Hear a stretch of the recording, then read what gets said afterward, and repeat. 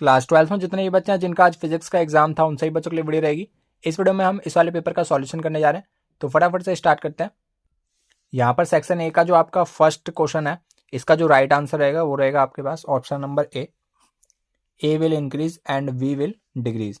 And second question में आपको बोला गया था an AC voltage is supplied across an inductor, ideal inductor, the current in it. तो करंट जो है इसमें क्या होता है, इसमें करंट लैग करता है। कितने से लैग करता है? 90 डिग्री से लैग करता है। ठीक है, तो अगर हम वोल्टेज की यहाँ पर इक्वेशन लिखे, ये होता है आपके पास V0 sign omega T. And यहाँ पर अगर हम करंट की इक्वेशन लिखे, करंट होता है आपके पास I0 sine omega T minus π/2। तो यहाँ पर आपको दिख रहा है कि जो आपके पास करंट है वो यहाँ पर क्या कर रहा है, लैग कर रहा है वोल्टेज से। कितने एंगल से? π/2 से। ठीक है, तो करंट जो है यहाँ पर लैग कर रहा है, और यहाँ पर लैग जो है आपके पास दो ऑप्शन है, option number B and D. तो the current in it lags the voltage by 1/4 cycle, क्योंकि कितने एंगल से ये लैग कर रहा है? π/2 से। कैसे? एक कंप्लीट साइकिल आपके पास कितने की होती है?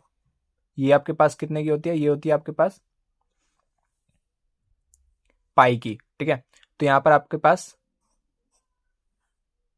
ये आ जाता है आपके पास पाई, और ये आता है आपके पास 2 पाई। ठीक है, एक कंप्लीट साइकिल आपके पास 2 पाई की होती है, और 2 पाई में अगर हम 1/4 साइकिल की बात करें तो ये आपके पास आ जाएगा 1/2। ठीक है, तो π/2 आपके पास क्या आएगा कि जो आपके पास करंट है वो लैग कर रहा है द वोल्टेज बाय π/1/4 साइकिल। ठीक है, ऑप्शन नंबर बी आपके पास राइट आंसर होगा। थर्ड क्वेश्चन की बात करें तो इसमें जो राइट आंसर होगा वो होगा option number C, a torque and no force. अगले क्वेश्चन की बात करें तो ये बहुत ही सिंपल सा क्वेश्चन था, इसका जो राइट आंसर होगा वो होगा ऑप्शन नंबर सी। ठीक है, फिफ्थ क्वेश्चन की बात करें तो यहाँ पर आपको एरिया दिया था, और यहाँ पर आपको मैग्नेटिक फील्ड दी थी, जो इस प्रकार से एक यहाँ पर आपको इसकी ना ये फंक्शन दे रखा है टी में, और यहाँ पर आपको बी बोला गया टेस्ला में है, टी जो है सेकंड में। तो यहाँ पर आपको EMF बताना था एट t=1 सेकेंड पे। तो EMF आपके पास क्या होता है? -dφ/dt, पर यहाँ पर मैग्नीट्यूड की बात कर रहे हैं। और फाई आपके पास जानते हैं, फाई आपके पास कितना होता है? फ्लक्स होता है आपके पास BA cos थीटा, और थीटा यहाँ पर कितना हो जाएगा? 0 डिग्री। तो यहाँ पर BA बचेगा, तो यहाँ पर से ये हो जाएगा आपके पास, यहाँ पर फाई की वैल्यू रख देंगे BA cos थीटा, तो यहाँ पर AdB/dt आ जाएगा। ठीक है, इसको सॉल्व करते हैं तो यहाँ पर ये हमारे पास आ जाएगा AdB/dt। इसको डिफ्रेंशिएट करेंगे तो कितना आ जाएगा? ये आ जाएगा आपके पास 0.5 इंटू 2, तो 1 आ जाएगा, 1t + 2। तो यहाँ पर एरिया आपके पास 0.5 है, ये हो गया आपके पास 3, और यहाँ पर 3 की मल्टीप्लाई करेंगे 1.5 वोल्ट। तो ऑप्शन नंबर सी आपके पास राइट आंसर होगा। अगले क्वेश्चन की बात करें तो यहाँ पर आपको बोला गया एक आपके पास प्योर सिलिकॉन है, सिलिकॉन का क्रिस्टल है जिसके पास इतने एटम्स हैं पर मीटर क्यूब में। इसको डोप किया गया है 1 ppm में, और यहाँ पर concentration of antimony if the concentration of holes is doped with the crystal is found to be 4.5 into 10⁹ पर मीटर क्यूब। एंड यहाँ पर आपको intrinsic semiconductor intrinsic charge carrier in silicon crystal. तो इसका जो राइट आंसर आएगा ना वो ऑप्शन नंबर बी आएगा।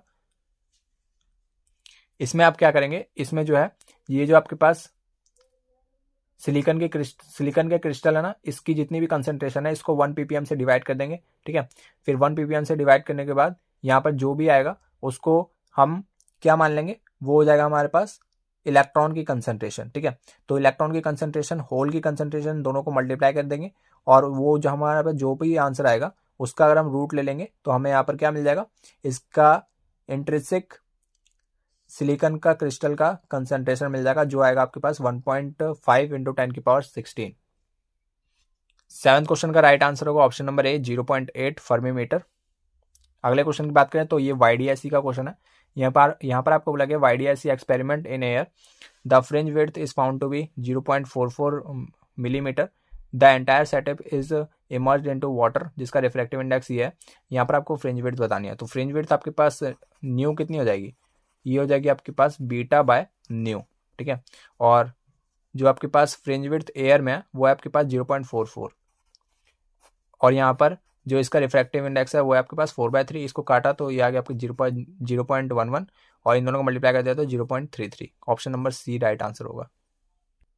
10th क्वेश्चन की बात करें तो यहाँ पर आपको बोला गया energy of an electron in ground state of hydrogen atom is -13.6 electron volt. Kinetic energy and potential energy बतानी है, ठीक है। तो यहाँ पर आपको पता ही है जो आपके पास काइनेटिक एनर्जी है और पोटेंशियल एनर्जी है वो यहाँ पर इसका फॉर्मूला क्या होता है काइनेटिक एनर्जी का। काइनेटिक एनर्जी का आपका फॉर्मूला होता है -13.6 सॉरी +13 यहाँ पर +13.6 और यहाँ पर Z²/n²। और यहाँ पर Z की वैल्यू 1 हो जाएगी क्योंकि हाइड्रोजन एटम है, एंड यहाँ पर N की वैल्यू कितनी हो जाएगी। फर्स्ट एक्साइटेड स्टेट में पूछा है तो यहाँ पर फर्स्ट एक्साइटेड स्टेट N = 2 होता है, ठीक है। तो 13.6 / 4 ये आ जाएगा आपके पास 3.4, ठीक है। 3.4 इलेक्ट्रॉन वोल्ट। तो यहाँ पर ये होगा आपके पास option number C right answer, ठीक है। और ऐसे अगर आपको पोटेंशियल एनर्जी निकालनी है तो पोटेंशियल एनर्जी कुछ नहीं होता, बस इसी का 2 टाइम्स -2 टाइम्स कर देंगे, यानी कि इसको जब हम मल्टीप्लाई बाय -2 कर देंगे तो हमारे पास ये मिल जाएगा पोटेंशियल एनर्जी, ठीक है, -6.8 इलेक्ट्रॉन वोल्ट। अगला है आपके पास the electromagnetic wave use to purify water. Water को प्योरीफाई करने के लिए कौन से EM वेव्स का इस्तेमाल किया जाता है। तो अल्ट्रावायलेट रेज का इस्तेमाल किया जाता है वाटर को प्योरीफाई करने के लिए। अब जो है सेक्शन बी की तरफ मूव करते हैं। यहाँ पर आपको बोला गया 4 चार्जेस हैं जिनका आपको मैग्नीट्यूड यहाँ पर जो इनके चार्जेस का मैग्नीट्यूड है वो यहाँ पर दे रखा है। और यहाँ पर आपको बोला गया है ABCD। यहाँ पर आपके पास एक स्क्वायर है जिसकी साइड है ये। Find the net force on the 4 microcoulomb place at the centre of the square. तो सेंटर पे रख दिया गया। तो इस प्रकार से आपके पास ये स्क्वायर है, यहाँ पर आपके पास चार्ज है, यहाँ पर चार्ज है, यहाँ पर और यहाँ पर ABCD, ठीक है। ए के पास आपके पास कितना चार्ज है 1 माइक्रोकूलम, 1 माइक्रोकूलम। यहाँ पर है -2 माइक्रोकूलम, यहाँ पर कितना है, यहाँ पर है 1 माइक्रोकूलम और यहाँ पर है -2 माइक्रोकूलम। अब यहाँ पर एक आपके पास 4 माइक्रोकूलम का यहाँ पर चार्ज रख दिया गया। तो यहाँ पर आपको नेट फोर्स बतानी है, ठीक है। तो यहाँ पर सबसे पहले यहाँ पर इस वाले चार्ज से बात करें तो इस वाले चार्ज की आपकी फोर्स क्या होगी। यहाँ पर ये आपके पास पॉजिटिव चार्ज है +4 माइक्रोकूलम का, तो ये इसको अट्रैक्ट करेगा, ठीक है। और ये वाला जो चार्ज है नेगेटिव वाला, ये भी इसको अट्रैक्ट करेगा और दोनों सेम फोर्स से अट्रैक्ट करेंगे क्योंकि इसका और इसका मैग्नीट्यूड क्या है, आपस में इक्वल है। तो ये दोनों आपस में कैंसिल हो जाएंगे। अब इन दोनों की बात करें तो इन दोनों का मैग्नीट्यूड सेम है। इसको ये वाला फोर्स रिपेल करेगा, इसको ये वाला चार्ज रिपेल करेगा, दोनों का फोर्स दोबारा से इक्वल होगा और नेट चार्ज आपके पास कितना आ जाएगा, F नेट आपके पास आ जाएगा 0 न्यूटन। ऐसे इसका बी पार्ट भी है। यहाँ पर आपको बोला गया कि आपको नेट इलेक्ट्रिक फील्ड बतानी है, ठीक है। तो यहाँ पर आपके पास 1 पिको कूलम का चार्ज है, यहाँ पर भी और यहाँ पर भी। तो यहाँ पर सेंट्रॉइड पे आपको यहाँ पर क्या बताना है, इलेक्ट्रिक फील्ड बतानी है। तो यहाँ पर जो पॉजिटिव चार्ज की वजह से यहाँ पर आपके पास जो इलेक्ट्रिक फील्ड की डायरेक्शन है वो कैसी हो जाएगी, वो ऐसे हो जाएगी इस वाले चार्ज की वजह से, ठीक है। इस वाले चार्ज की वजह से ऐसी हो जाएगी और इस वाले चार्ज की वजह से ऐसा हो जाएगा, ठीक है। ये इसको रिपेल करेंगे क्योंकि पॉजिटिव रिपल्शन होता है। अब यहाँ पर से आपको इनका जो नेट फोर्स मिलेगा वो इन दोनों का नेट फोर्स कहाँ पे मिलेगा, यहाँ पे मिलेगा। और इन दोनों का जो नेट है वो आपस में 0 आपके पास क्या आ जाएगा, net electric field F net आपके पास क्या आ जाएगा, 0 आ जाएगा। क्योंकि यहाँ पर इस प्रकार से आपके पास ये सेंट्रॉइड पे रखा हुआ था ना, तो सेंट्रॉइड पे आपके पास 120 डिग्री का एंगल बनाता है और 120 डिग्री पे जो इनका रिजल्टेंट है वो इन्हीं के मैग्नीट्यूड के बराबर होता है। और ये दोनों आपस में मैग्नीट्यूड में इक्वल होंगे तो ये दोनों भी आपस में कट जाएंगे। तो नेट आपके पास 0 आ रहा होगा, ठीक है। तो यहाँ पर आपको जो है डेरिवेशन करनी थी किसकी, बेल साइन थीटा की। तो उम्मीद है ये सभी बच्चों ने कर लिया होगा। बहुत ही सिंपल सा डेरिवेशन था। अब जो है सेक्शन सी की तरफ मूव करते हैं। यहाँ पर आपको बोला गया एक आपके पास फोटो सेंसिटिव सरफेस है जिसका वर्क फंक्शन ये है, is irradiated by radiation of wavelength 150 nanometre. Calculate the threshold wavelength energy in electron volt of incident photon, maximum kinetic energy of the emitted electron. तो बहुत ही सिंपल सा question था। यहाँ पर बस आपकी कैलकुलेशन जो है वो आपको देखनी है। फर्स्ट में आपको बोला गया थ्रेशोल्ड वेवलेंथ फाइंड करनी है। तो थ्रेशोल्ड वेवलेंथ का आपका फॉर्मूला क्या होता है, तो फॉर्मूला आप सभी जानते ही हैं। बाकी अब मैं आपको बताया था इसको कैलकुलेट कैसे कर सकते थे। यहाँ पर जो है ना ये इलेक्ट्रॉन वोल्ट है, तो इसको चेंज करने की कुछ भी जरूरत नहीं थी। बस यहाँ पर जो आपके पास न्यू नॉट है वो आपके पास क्या हो जाता है, ये होता है आपके पास 1240 बट्टे में 5 नॉट। यहाँ पर आपको जो वर्क फंक्शन है वो आपको गिवन है, वर्क फंक्शन की यहाँ पर वैल्यू पुट करेंगे, ये आ जाएगा आपके पास 1240 बट्टे 2.1 इलेक्ट्रॉन वोल्ट। और ये जो आपके पास वेवलेंथ आएगी ये नैनोमीटर में आएगी, ठीक है। इसको डिवाइड कर लेंगे, डिवाइड करके मैं आपको बताया तो कितना आएगा, ये यार आपके पास 590.47 नैनोमीटर, ठीक है। तो इस प्रकार से ये आपके पास शॉर्टकट था, अगर आप इसको कर लेते हैं आपके पेपर में तो आपको डेफिनेटली मार्क्स मिल जाएंगे, ठीक है। अगले पार्ट में आपको कहा गया एनर्जी ऑफ इंसिडेंट फोटोन, ठीक है। तो इंसिडेंट फोटोन आपके पास उसकी वेवलेंथ दी थी और यहाँ पर आपको एनर्जी बतानी थी इन इलेक्ट्रॉन वोल्ट में, ठीक है। तो एनर्जी का आपके पास फॉर्मूला है क्या, 1240 बट्टे लैम्डा, और लैम्डा जो है आपके पास नैनोमीटर में होना चाहिए। ये वाला फॉर्मूला ही आपको इसलिए वजह से क्या है ना, ताकि आप इस वाले फॉर्मूले का एप्लीकेशन सीख जाएं, ठीक है।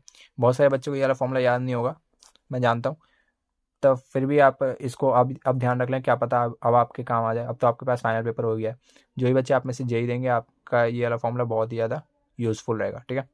तो लैम्डा आपको चाहिए नैनोमीटर में, तो लैम्डा आपके पास कितना ऑलरेडी नैनोमीटर में दे रखा है, ठीक है। तो वो समझते हैं कि आपको कैसी रिक्वायरमेंट है और वो उसी टाइप का आपका क्वेश्चन भी बना रखा है। तो ये कट जाएगा और यहाँ पर इसको काट देते हैं, ये आपके पास कितना आ जाएगा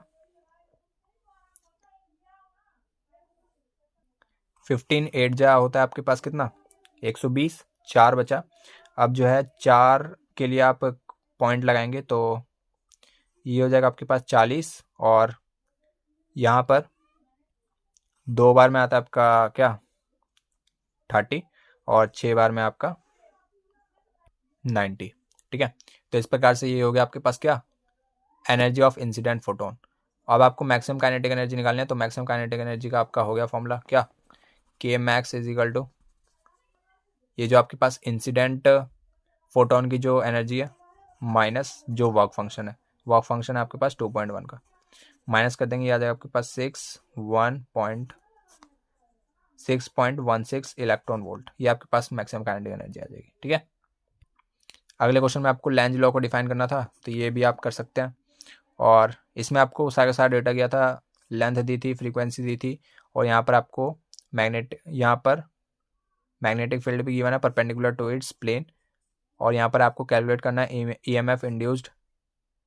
तो यहाँ पर ये भी आप कर सकते हैं, बहुत ही सिंपल सा है। अब जो है यहाँ पर आपको क्या बताना है, टेम्परेचर कोफिशिएंट ऑफ रेजिस्टेंस, तो ये आपको बता सकते हैं। और यहाँ पर आपको वेरिएशन बताना था resistivity of copper with rise in temperature, तो टेम्परेचर के बढ़ने से जो आपके पास रेजिस्टिविटी होती है वो क्या होती है, बढ़ती है, ठीक है। तो इस प्रकार से जो है ये बढ़ती है रेजिस्टिविटी टेम्परेचर के बढ़ने से, ठीक है। और इस वाले क्वेश्चन में आपको बोला गया कि आपको रेजिस्टेंस दे रखा है वायर का इतने डिग्री सेल्सियस पर, और आपको रेजिस्टेंस बताना है इतने डिग्री सेल्सियस पर, ठीक है। अल्फा की वैल्यू गिवन है, तो आप जानते हैं जो आपके पास रेजिस्टेंस 2 है वो आपके पास resistance 1 into 1 plus alpha delta T के बराबर होता है। यहाँ पर से आप R2 की वैल्यू कैलकुलेट करेंगे तो ये आ जाएगा आपके पास कितना, ये आ जाएगा आपके पास 9.83 समथिंग ओम आ जाएगा, ठीक है। अब जो है केस स्टडी पर चलते हैं सेक्शन डी की तरफ, और यहाँ पर आपको लगे critical angle of for glass is θ1 and that for water is θ2, और यहाँ पर आपको क्रिटिकल एंगल बताना है ग्लास वाटर का सरफेस, और यहाँ पर आपको रिफ्रैक्टिव इंडेक्स दे रखा है, ठीक है। तो इसका जो आंसर आता है वो आएगा option number C greater than θ2, ठीक है। और यहाँ पर आपको बताना है कि जो एक रे है वेवलेंथ है जिसकी लैम्डा एंड फ्रीक्वेंसी है new, refractive into denser medium, तो आपको बताना है कि जो यहाँ पर लैम्डा और न्यू में आपके पास क्या चेंज आएगा, ठीक है। तो जो आपके पास न्यू है वो तो अनचेंज रहेगी, तो ऑप्शन बी और सी बच गया, ठीक है। तो यहाँ पर जो आपके पास लैम्डा होता है वो आपके पास inversely proportional to refractive index होता है, और डेंसर मीडियम का जो रिफ्रैक्टिव इंडेक्स है वो ग्रेटर देन होता है एयर के, ठीक है। तो ये बड़ा होगा और यहाँ पर जो लैम्डा है वो डिक्रीज करेगा, ठीक है। लैम्डा डिक्रीज करेगा और न्यू जो है अनचेंज रहेगा।